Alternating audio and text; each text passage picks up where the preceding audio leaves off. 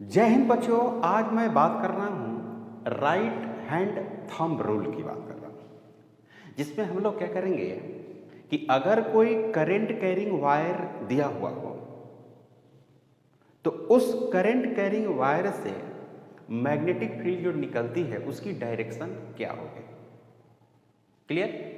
तो लिखा हूँ right hand thumb rule. X और यहाँ पर वाई है, यहाँ पर एक्स है और यहाँ पर वाई है।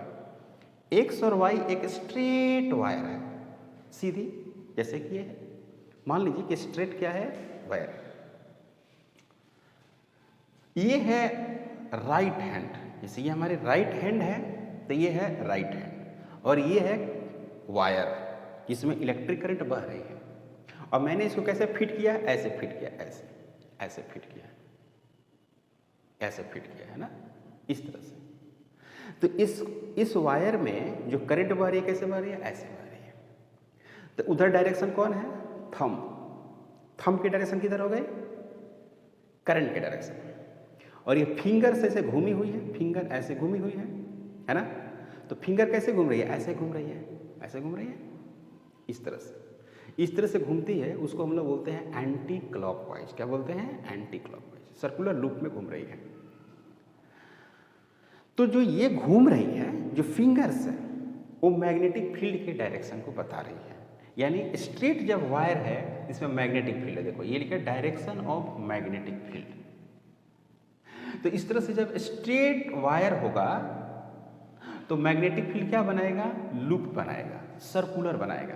याद रखना है, ये राइट है, ये थंब है और ये फिंगर्स है। तो फिंगर्स ही ऐसे घूमी हुई है, ऐसे। तो फिंगर जो घूम रही है वो मैग्नेटिक फील्ड के डायरेक्शन को बता रही है। ये है थंब, ये राइट हैंड है, ये फिंगर्स है, और ये है एक्स और वाई एक वायर है जिसमें करंट आई बह रही है, और इस तरह से सर्कुलर पाथ में क्या हो रही है, मैग्नेटिक फील्ड है ना, फ्लो कर रही है। तो इसका कोई फिक्स रूल नहीं है, ठीक है। अगर मान लीजिए कि नाउ स्ट्रेट जो है, स्ट्रेट वायर हो, स्ट्रेट क्या हो, वायर स्ट्रेट हो तो मैग्नेटिक फील्ड लूप बनाएगी।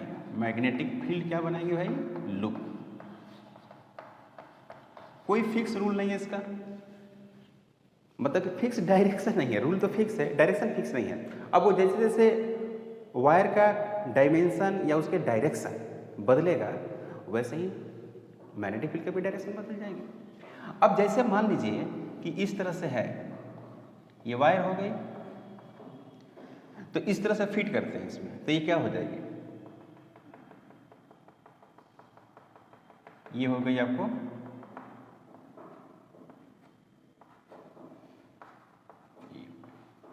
ये हो गई मैग्नेटिक फील्ड।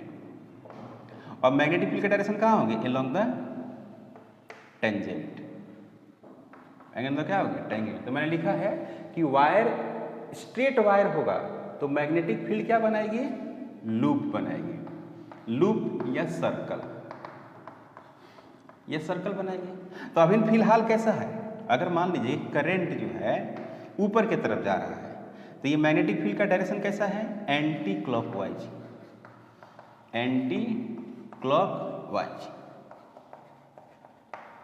एंटी क्लॉकवाइज होगा मैग्नेटिक फील्ड का डायरेक्शन।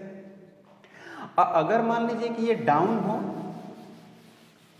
सपोज दैट इस तरह से हो, इस तरह से, ये आई हो गए,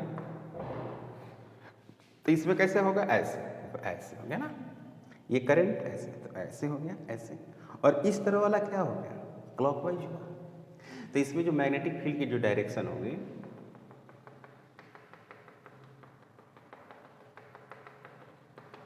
ये हो गई क्लॉकवाइज, दिख रहे हैं ना, क्लॉकवाइज। तो ये हो गई आपको B, magnetic field, magnetic field, और क्या बनाया, लूप बनाया, मैग्नेटिक फील्ड लूप, क्लॉकवाइज,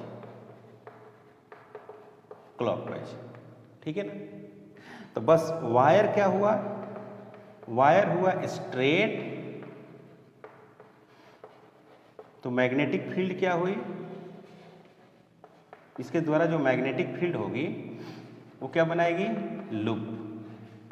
क्या बना दिया, लूप बना दिया। इस बात को याद रखना होगा कि स्ट्रेट वायर होगा तो मैग्नेटिक फील्ड कैसा होगा, लूप होगा। क्लियर? अगर वायर स्ट्रेट तो करंट भी स्ट्रेट, तो मैग्नेटिक फील्ड लूप। और वो क्लॉक होगा कि एंटी क्लॉकवाइज होगा, राइट हैंड थंब रूल यही बताता है। अगर स्ट्रेट ऊपर है तो ऐसे घूमना एंटी क्लॉकवाइज कहलाता है, अगर डाउन में करंट है तो ऐसे घूमना क्लॉकवाइज कहलाता है। क्लियर है? अब same right hand thumb rule circular wire के लिए भी लगेगा। वायर तो सर्कुलर भी तो हो सकता है, तो अगर वायर क्या होगा, सर्कुलर होगा। जैसे मान लीजिए कि इस तरह का वायर हो, ऐसे वायर हो, ऐसे करंट हो, तो इस केस में जब वायर सर्कुलर होगा ना, तो जो थंब होगा, थंब जो बताएगा वो किसको बताएगा, थंब बताएगा मैग्नेटिक फील्ड को। उल्टा हो जाएगा इसमें, मैग्नेटिक फील्ड। और जब वायर स्ट्रेट था तो उसमें करंट बताता था थंब। अब यहां पर देखिए, थंब बता दिया मैग्नेटिक फील्ड। अब फिंगर्स जो है, फिंगर्स बताएगी क्या, करंट। याद रखिएगा बंधु, फिंगर क्या बताएगी, करंट्स बताएगी। समझ में आई बात आपको? क्लियर है? यहां तक कोई डाउट नहीं? फिंगर्स बताएगी करंट। अब देखो इसे फिट करो, ऐसे देखो, तो इस करंट की डायरेक्शन है ऐसे, ऐसे। तो यहाँ पर सेंटर पर हम फील्ड निकालना चाहते हैं, तो यहाँ पे जो फील्ड होगी वो ऐसे होगी, ऐसे। क्रॉस का मतलब क्या हुआ, मैग्नेटिक फील्ड यहाँ पर है, magnetic field into the page. Into the page का मतलब हो गया ये अंदर के तरफ है, इस बोर्ड के अंदर। तो बोर्ड पे क्या माना गया है, जेड माना गया है, बेड, तो ये अंदर की तरफ है। अब माने कि इस तरह से है, ऐसे करंट, ऐसे है करंट, इसमें ऐसे है। तो इसमें देखिए ऐसे ऐसे घुमा रहे हैं, ऐसे, तो ये क्या जा रहा है, आपके तरफ। तो यहाँ पर क्या हो गया, यहाँ पर डॉट देते हैं, तो ये हो गया क्या, बी जो है magnetic field, magnetic field, magnetic field unto the page, unto the page. मतलब ये पेज के क्या है, परपेंडिकुलर, बाहर की तरफ है। क्लियर है? तो याद रहेगा, अगर स्ट्रेट क्या है, वायर स्ट्रेट है तो मैग्नेटिक फील्ड क्या बनाएगी, सर्कुलर लूप बनाएगी। और वो क्लॉकवाइज होगी कि एंटी क्लॉकवाइज, इस बात पर डिपेंड करता है। अगर करंट ऊपर है तो एंटी क्लॉकवाइज, अगर करंट नीचे डायरेक्शन में है तो क्लॉकवाइज, मैग्नेटिक फील्ड हो गया। अगर सर्कुलर है, अगर करंट क्या है, क्लॉकवाइज, तो मैग्नेटिक फील्ड कहाँ चल जाएगी, अंदर। अगर करंट क्या है, एंटी क्लॉकवाइज, तो मैग्नेटिक फील्ड कहाँ चल जाएगी, बाहर। काफ़ी इंपॉर्टेंट है ये जो इंपॉर्टेंट है वो 10th क्लास के लिए बहुत इंपॉर्टेंट है, और 12th के लिए, 10th और 12th मस्ट इंपॉर्टेंट। अगर आप हमारे चैनल पर नए हैं, प्लीज़ सब्सक्राइब करें, शेयर करें, कमेंट करें। Thank you.